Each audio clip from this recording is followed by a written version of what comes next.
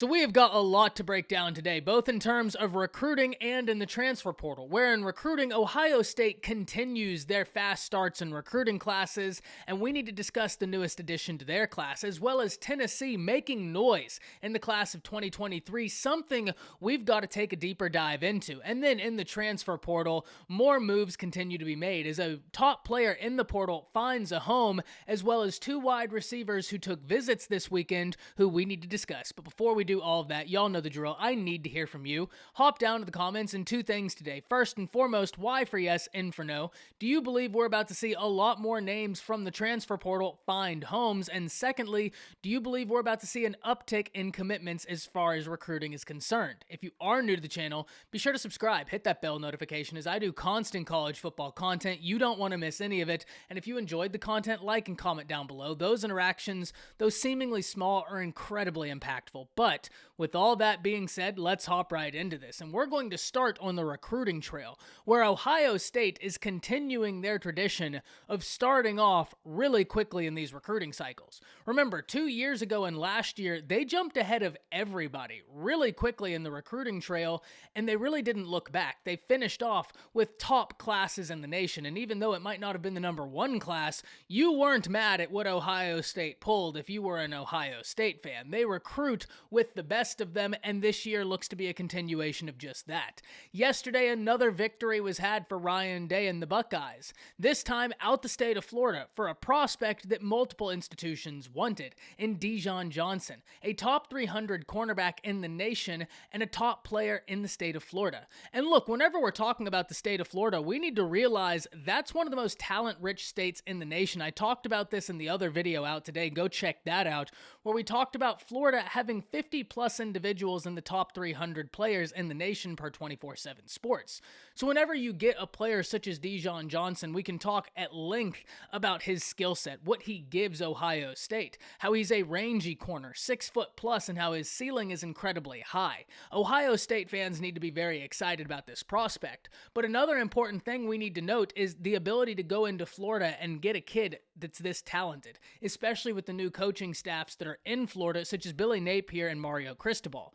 Both of those guys are regarded as very good recruiters, so when you're able to continue your pipeline in a state that is so saturated with talent, you love what that means for your future, and that's why I say, in a win like this, not only is Johnson's ability a big win for the Buckeyes, but it's also continuing that pipeline to the state of Florida that needs to be continued as the new coaches in the state of Florida try and cut that pipeline off. So great win for Ryan Day and the Buckeyes.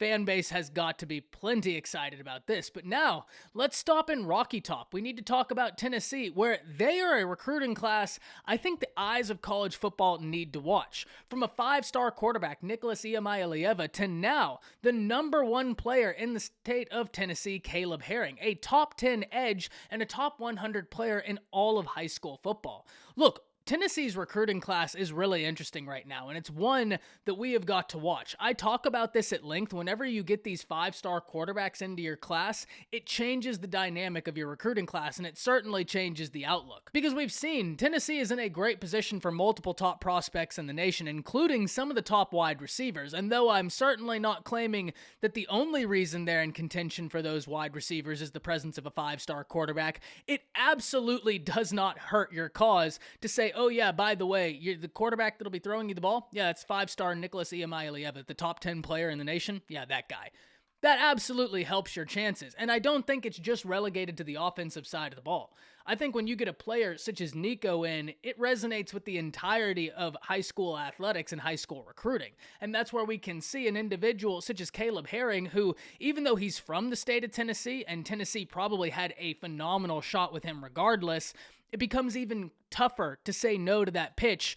When you're from the state, they were probably in a good position anyways, and then they add in a talent such as Nico, and you get to look at this recruiting class, which now looks to be one of the most intriguing classes in the nation. Look, the existence of NIL is going to be one that massively changes the landscape of college football, and it's going to be intriguing to see what that landscape looks like. But now let's talk about another area of the landscape of college football that is booming right now, and that's the transfer portal. And we need to start in Ohio State, where one of their former cornerbacks has a new home in Sevyn, finding LSU as his new home. And this is a great win for Brian Kelly and the LSU Tigers. We need to be very honest about this. LSU lost a lot of talent to the portal. I mean, they lost a lot of top players to the portal, but they've done a really good job of utilizing the portal to get talent back. I always say this when I talk about the transfer portal, it's a pendulum. You're going to lose talent to the portal. That's not a question anymore. In this day and age, in this current landscape of college football, you're going to lose players to the portal. But it's about how can you use the portal to your advantage? How can you get in talent via the portal that's ultimately going to help you? And Sevyn Banks is one of those individuals. LSU lost defensive back talent, and Eli Ricks amongst others. So get in a guy such as Banks that has experience at the Division I level is something you have a lot of faith in. And it's going to be interesting to see what the Brian Kelly era looks like for LSU. He did a good job with Notre Dame, but now he's at an institution that wants to win now, which certainly isn't new to Brian Kelly coming from Notre Dame and the expectations there. But LSU has a recent national championship, and they don't want that taste to completely dissipate. And so there are going to be high expectations. Maybe not this year, but down the road. Eyes are going to be watching, and results must be shown. Getting in Sevyn Banks helps get those results sooner rather than later, or at least in theory, helps get those results sooner rather than later. And finally, we need to talk about two wide receivers in the transfer portal that are making noise right now in Agiye Hall and Tyler Harrell. Agiye Hall, transferring from Alabama, inevitably found that the eyes of the college football world are going to be watching where he ends up making his decision to play college football. He visited the Texas Longhorns this weekend, and it did not take long for a crystal ball to be inserted in Texas's favor for the services of Agiye Hall. Now, this is something we've got to watch. I talked about this before the visit happened, how Texas has utilized the transfer portal really positively right now, and they are not hurting in terms of skill position. It gives you more ability to go out and utilize your brand new quarterback, Quinn Ewers. The more shiny toys you can put around Quinn Ewers, the more options you give him. However, we still need to keep the problem in focus for the Longhorns, and that's those trenches. Those trenches must be dealt with if you're wanting to maximize all the talent you have, because inevitably it's awesome to have that many skill players, and Texas truly does. And if they get in Agiye Hall, their skill positions are going to be really stellar in terms of what they have from a talent perspective.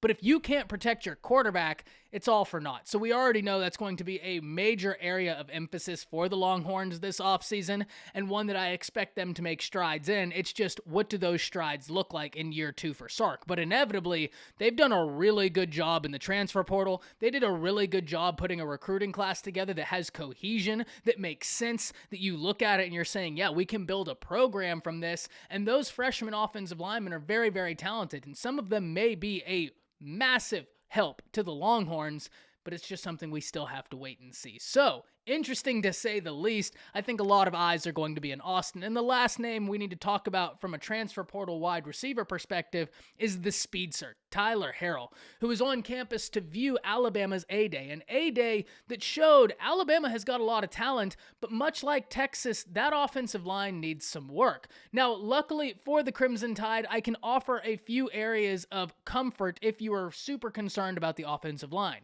First and foremost, there's a transfer coming in that should help that offensive line in Tyler Steen. Secondly, there's 2 presumptive starters on that offensive line currently not playing, which completely changes the outlook of it when we saw it in A-Day. And finally, they were going up against the 2 best pass rushers in the nation. Everybody's going to look silly going up against Will Anderson and Dallas Turner. That's not to say that there isn't concern on the offensive line. There is. The injuries prevent the offensive line from gelling as an entire unit, which is something to be concerned about, but inevitably, there's talent in the room, and as long as that talent can develop, they're going to be able to buy Bryce Young the time to distribute the ball to his weapons with the maximum ability. And Bryce Young did that flawlessly last season, to the tune of a Heisman Trophy, while being one of the most pressured and sacked quarterbacks in all of college football. That's how special Bryce is.